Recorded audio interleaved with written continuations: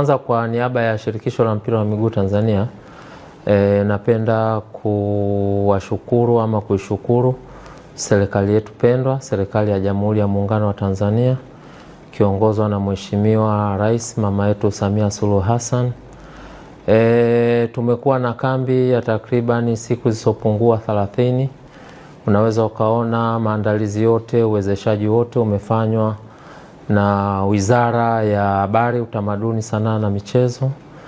Wameweza kulipia kambi, wameweza kulipa posho wachezaji, lakini pia wameweza kuwa sehemu ama wameweza kuwa sehemu ya maandalizi katika kila siku, katika kila dakika iendayo katika siku. Kwa hiyo kwa kweli tumshukuru sana Mheshimiwa Rais kupitia wizara yake, Wizara ya Habari, Sanaa, Utamaduni na Michezo, amefanya jambo kubwa.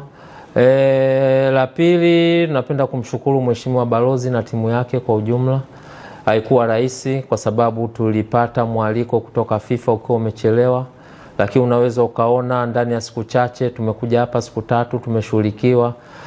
Ndani ya wiki leo tumekuja kukamilisha zoezi la kurejeshewa pasipoti zetu zikiwa na visa ya kwenda Poland. Kwa kweli ni kitu kikubwa.